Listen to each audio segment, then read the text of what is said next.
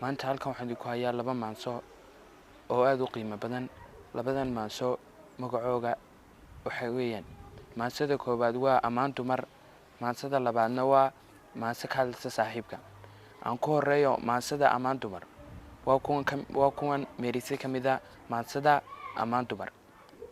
marwadii dumarkaay, mabsuudkii haweenkaay, midaan dumarka xushaay, maalmahaan kulanay mabsuudkoogiina maalin igama suulin, ma haleela cid kale, ma hooyo naftayda, maradha ma hurdada, gabal baa ii duma anoo gartii shalay taagan. umalkaagii baa i roosho, milicdaan wareegaa, mana gala hoy, sida madar dhibcihii baad iila mudan tahay, oo muuqaagu wuxuu ila mid yahay midho geed ku yaal oo muuqaagu sida madar dhibcihii baad iila mudanto oo muuqaagu wuxuu ila mid yahay midho geed ka lusha. maankayga adaa kuweyn oo maskaxdeeda qaatay, maalahay qooshin mudantaan jeclaayay, adaa igu munaasibe mililkayga dhay, jacaylkaygala suugin milay kalo aan kulanno, maxamuud iyo mare wadhwidaysa aad isku taagtid.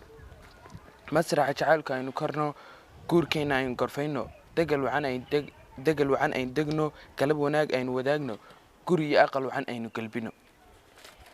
halkaa waxaynu ugu dhammaaday maasadii koobaad ee ahayd magaceedu ammaan dumar. waxaynoo bilaamaysaa maasadii ka warramaysay qiimaha saaxiibka.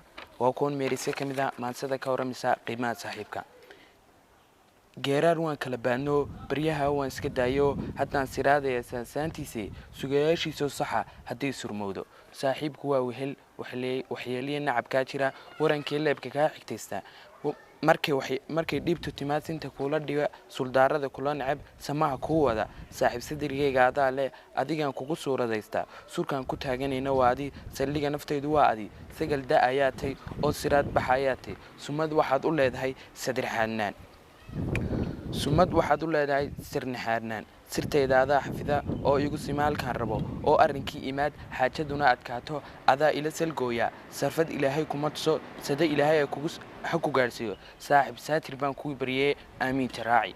halkaa waxaynuugu dhammaaday labadii maanso oo aan soo sheegnay.